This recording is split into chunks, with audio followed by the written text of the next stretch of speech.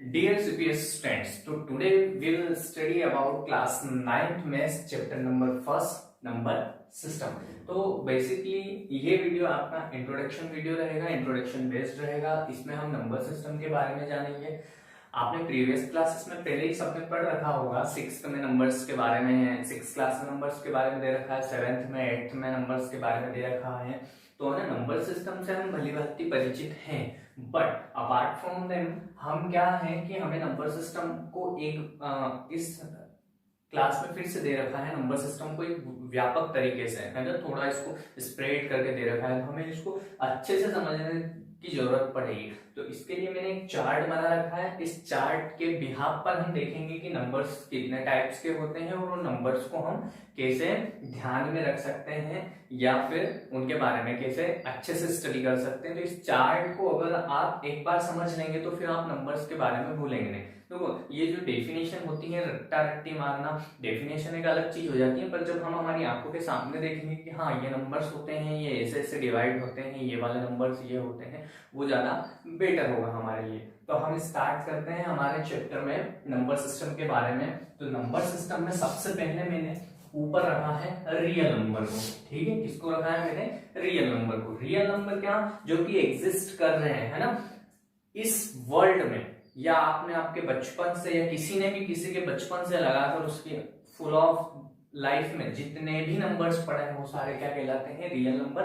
ठीक है, real number, जो नंबर एग्जिस्ट कर रहे हैं, जो नंबर है वो नंबर क्या कहलाते हैं? हमारे रियल नंबर कहलाते हैं। अब रियल नंबर टू टाइप्स के होते हैं, एक होते हैं विथ डेसिमल और एक होते हैं विदाउट डेसिमल। विथ डेसिमल मतलब जिसमें कि दशमलव या पॉइंट लगा हुआ रहता है, और विदाउट डेसिमल मतलब कि जिसमें कि कोई पॉइंट नहीं होता है, जैसे कि ऐसे नंबर 3, 4, 5, 6 कुछ भी हो सकता है ना। नंबर्स 3 डिजिट हो सकते हैं, 4 डिजिट हो सकते हैं, 6 डिजिट, 8 डिजिट, कितना भी बड़ा नंबर हो सकता है, बट वो कैसा होना चाहिए? विदाउट डेसिमल होना चाहिए। और इसमें नंबर कैसा भी रहेगा, वो 2 डिजिट रहे, 1 डिजिट रहे या फिर 7 डिजिट रहे, कुछ भी हो, बट वो कैसा रहेगा?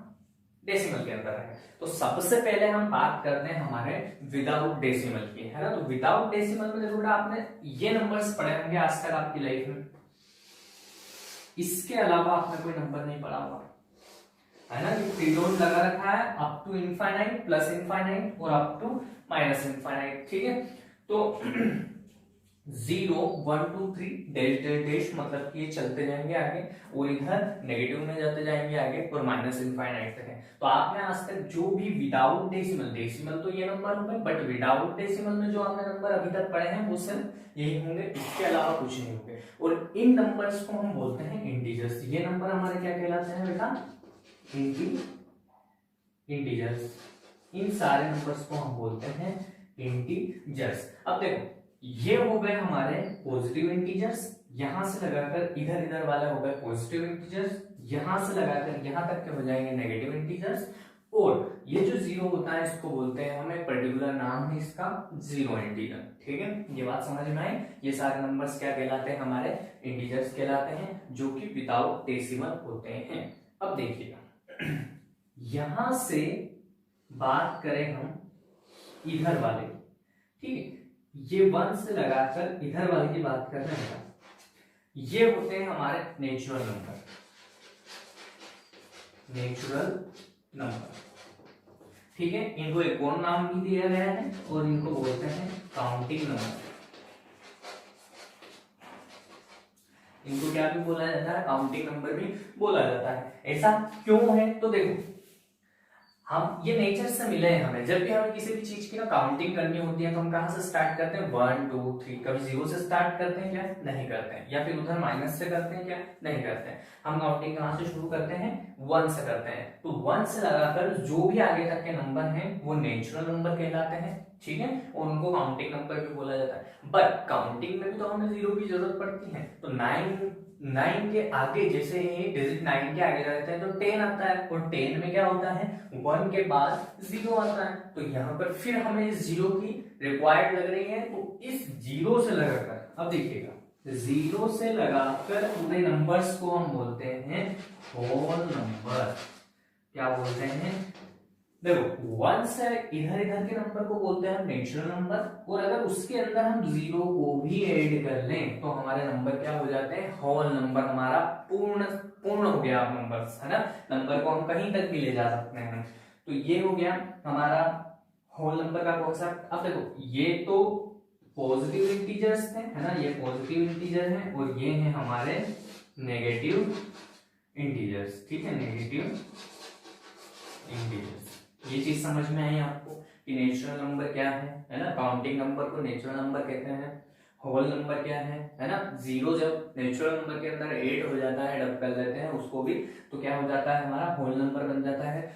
और इन पूरे नंबर्स को, है ना, जितने भी नंबर्स होते हैं विदाउट डेसिमल नंबर को हम क्या बोलते हैं, इंटीजर्स बोलते हैं। ठीक है, अभी हम इनकी बात नहीं करेंगे। नंबर सिस्टम में वैसे प्राइम नंबर होता है, को प्राइम नंबर होता है, और क्या होते हैं, और भी बहुत सारे नंबर होते हैं। तो हम अभी उनकी बात, कंपोजिट नंबर होते हैं, तो हम ना उनकी बात नहीं कर रहे हैं अभी, उनको हम बाद में अच्छे से समझेंगे। अभी हम सिर्फ जो हमें जरूरत है इस चार्ट के अंदर समझने की, या जिसमें हमें थोड़ा कंफ्यूजन क्रिएट कर सकते हैं, वो नंबर समझ रहे हैं। ठीक है, तो ये इस साइड वाला चार्ट आपको विदाउट डेसिमल वाला क्लियर हुआ। देन हम शिफ्ट होते हैं विद डेसिमल नंबर पे।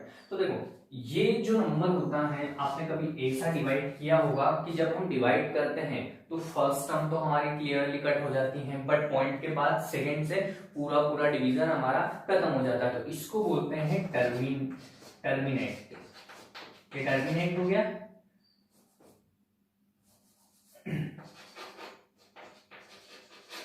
ये होता है टर्मिनेटिंग, मतलब ऐसे नंबर्स, है ना, जिनको कि हम किसी दूसरे नंबर से डिवाइड करें तो वो क्या हो जाए, एक पर्टिकुलर लिमिट तक जाकर उसकी खत्म हो जाता है वो नंबर, पूरा डिवीजन हो जाता है, उसको बोलते हैं हम टर्मिनेटिंग। ठीक है, देन जब हम इस सेकेंड वाली टर्म की बात करते हैं 1.3232, तो ये ना एक ऑर्डर्ड बना लिया, एक पेयर बना लिया इसने 32 का, और एक ऑर्डर्ड में अब चलेगा।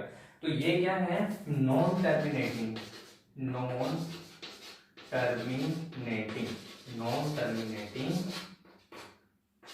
और ये है रिपीटिंग ऑर्डर में। किस ऑर्डर में है ये, रिपीटिंग ऑर्डर में। ठीक है, समझ में आ रहा है, इसकी बात कर रहे हैं हम 1.3232323232। आप जब तक क्वेश्चन को आगे सोल्व करेंगे तब तक ये 3232 में ही आंसर आएगा इसका, किसी और डिजिट में चेंज नहीं होगा।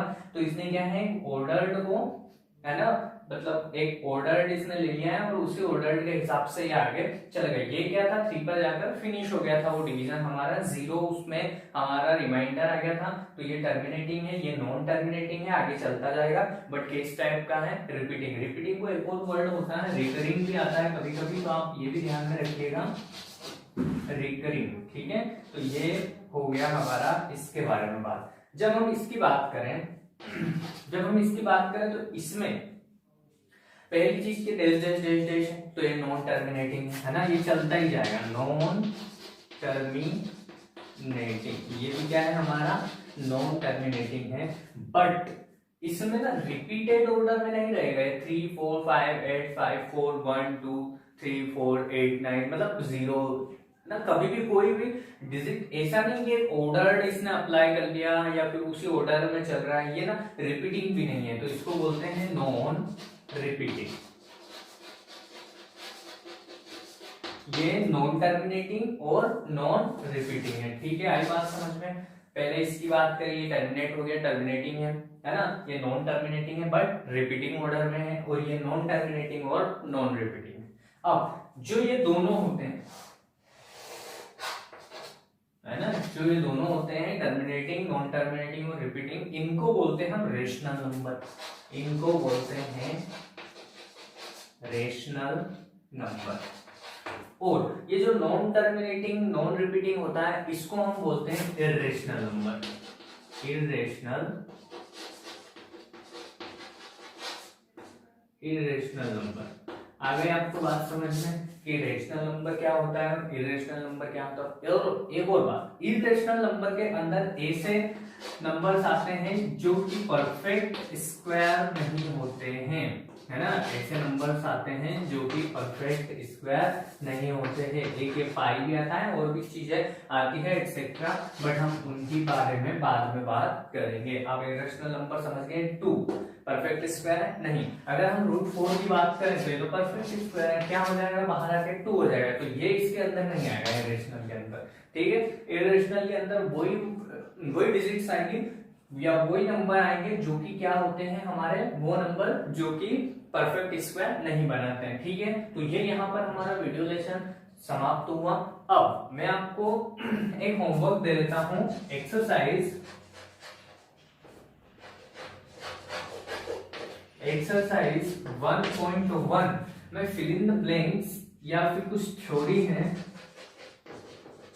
जो इसके बेसिस उसको आपको सोल्व करना है, वो रीजन लिखना है और वो सोल्व करके आप मुझे व्हाट्सएप कर सकते हैं मेरे इस नंबर पर।